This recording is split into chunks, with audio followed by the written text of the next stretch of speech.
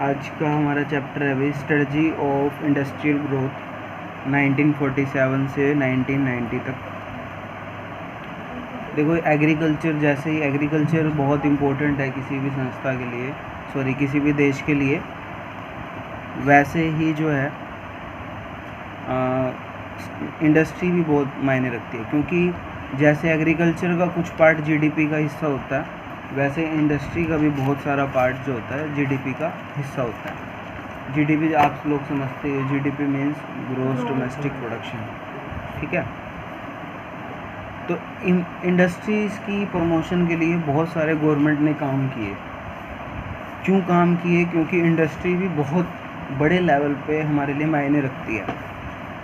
जैसे ही हमारा देश आज़ाद हुआ उसके बाद से लेके 90 तक की इंडस्ट्रीज़ की डेवलपमेंट के बारे में इसमें लिखा हुआ कि 1947 से लेके 1990 तक की इंडस्ट्रीज़ डेवलपमेंट कैसे हुई थी। तो वो सारी चीज़ें आपने इस चैप्टर में पढ़नी है। सबसे पहले हमारा आ रहा है इम्पोर्टेंस ऑफ इंडस्ट्री। क्यों इतनी इम्पोर्टेंट है इंडस्ट्री? क्या वजह है कि इंडस्ट्री जो है उसके लिए इतना काम किया जा रहा है? जैसे एग्रीकल्चर इम्पोर्टेंट था वैसे इंडस्ट्री इम्पोर्टेंट है किसी भी देश के लिए।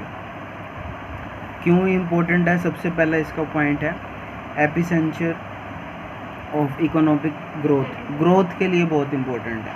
अगर हमारे देश में कोई ग्रोथ करनी है तो जैसे एग्रीकल्चर के लिए काम करना था वैसे इंडस्ट्रीज़ में काम करना पड़ेगा। देखो हमारे देश में ना चाइना के मुकाबले ज़्यादा एग्रीकल्चर सिस्टम है, लेकिन इतनी टेक्नोलॉजी अच्छी नहीं है, वहाँ की इंडस्ट्री ज़्यादा अच्छी है। तो इसीलिए इंडस्ट्रीज़ में भी हमको बहुत सारा काम करना बाकी है। तो क्या वजह है? इसके कुछ पॉइंट्स दे रखे हैं आपको इकोनॉमिक ग्रोथ के, क्योंकि जीडीपी का हिस्सा है इंडस्ट्री, इसी वजह से ग्रोथ करनी पड़ती है। दूसरी बात है इंडस्ट्री जो है एग्रीकल्चर की कमियों को दूर कर सकती है। एग्रीकल्चर में सेक्टर में कमी है ना बहुत सारी, उस सेक्टर को इंडस्ट्री सेक्टर ही दूर कर सकता है। अगर इंडस्ट्री सेक्टर अच्छा हो जाए ना, एग्रीकल्चर सेक्टर का जो कमी है, भार है, वो कम हो जाएगा। लोग एग्रीकल्चर की तरफ कम जाना स्टार्ट कर देंगे, इंडस्ट्रीज़ को ज़्यादा प्रेफर करना स्टार्ट कर देंगे। तो बहुत इम्पोर्टेंट है इसलिए। एग्रीकल्चर पे ज़्यादा डिमांड का बोझ है, ज़्यादातर लोग किस पे डिपेंड करते हैं? एग्रीकल्चर पे। ज़्यादातर एम्प्लॉयमेंट किससे जुड़ी हुई है? एग्रीकल्चर से। वो चीज़ें कम हो जाएंगी। अगर वो चीज़ें कम हो जाएंगी ना तो इंडस्ट्री सेक्टर पे ज़्यादा बोझ पड़ेगा। तो इंडस्ट्री सेक्टर इसीलिए इम्पोर्टेंट माना जाता है हमारे लिए। इंडस्ट्रीज़ तो मैं ये कहूँ फैक्ट्रीज़ जितनी ज़्यादा होंगी ना उतना ज़्यादा हमारे लिए फ़ायदा होगा। तो ये बहुत इम्पोर्टेंट है हमारी सोसाइटी के लिए, देश के लिए।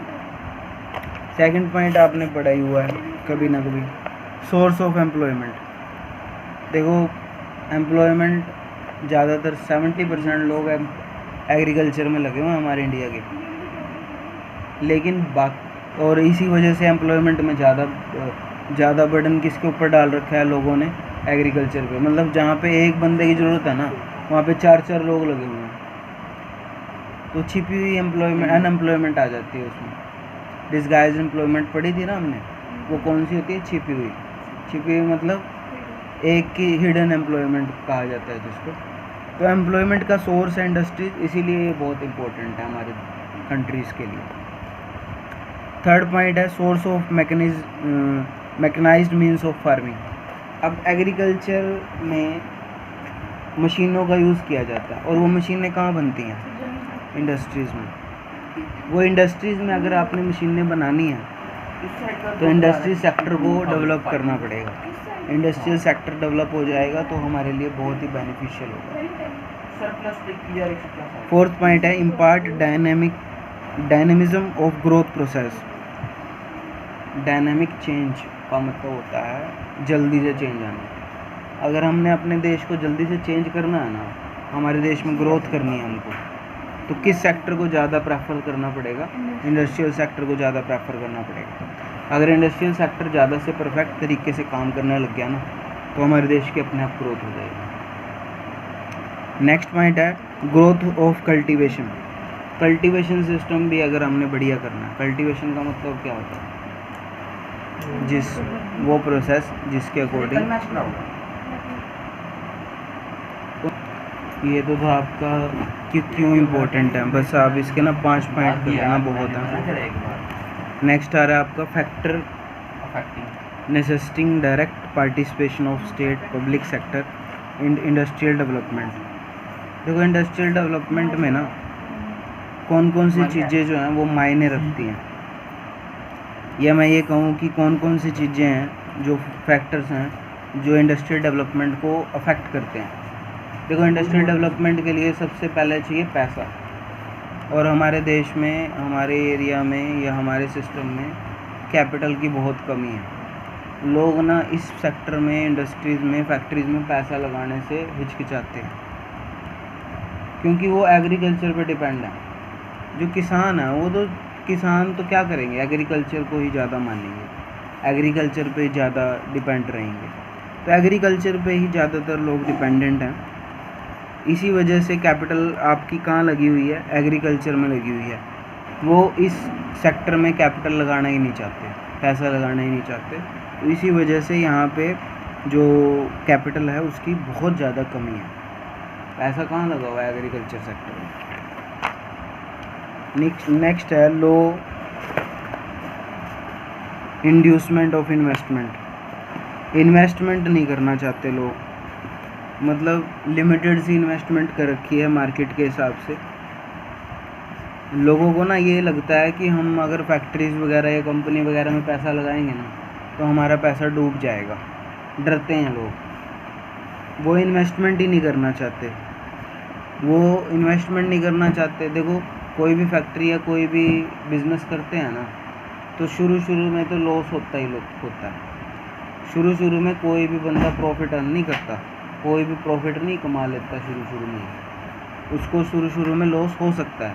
तो इसी चीज़ से वो डरते हैं, तो वो करना ही नहीं चाहते। ग्रोथ विद सोशल जस्टिस, वो ये चाहते हैं।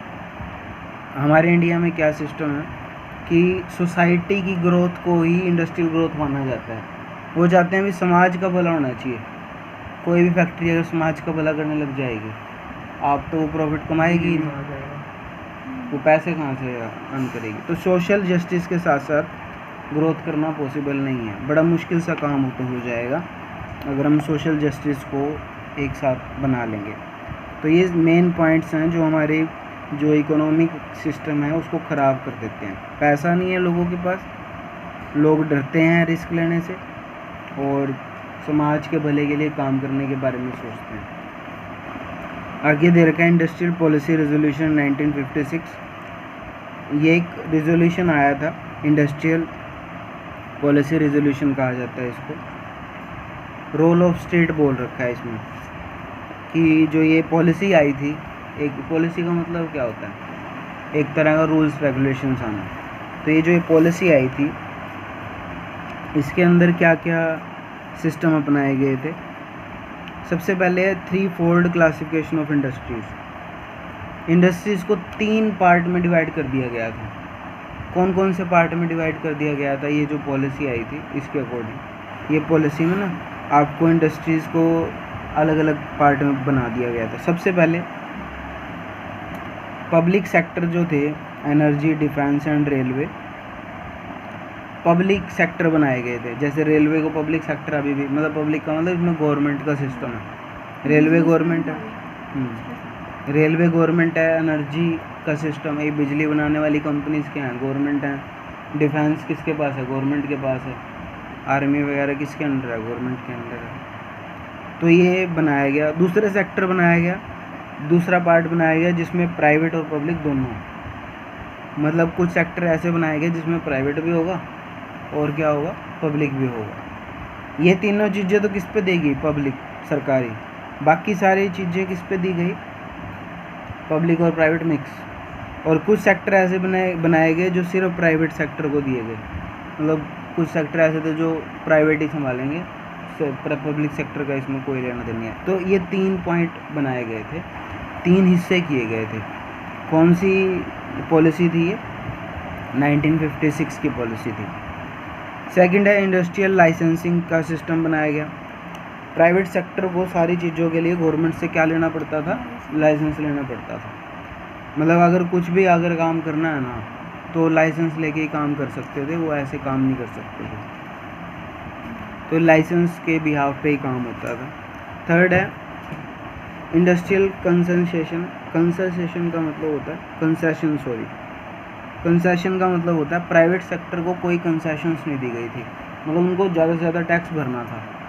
अगर मान लो किसी सेक्टर को ज़्यादा से ज़्यादा टैक्स भरना हो तो अच्छे से काम कैसे कर लेगा वो तो टैक्स में ही डूबा रहेगा हमेशा, मतलब टैक्स के पीछे ही भागता रहेगा। तो टैक्स देना पड़ रहा था उनको ज़्यादा से ज़्यादा, तो ये भी बहुत सारे सिस्टम ख़राब थे। अभी यही करा रहा हूँ, तो बाकी बाद में करेंगे।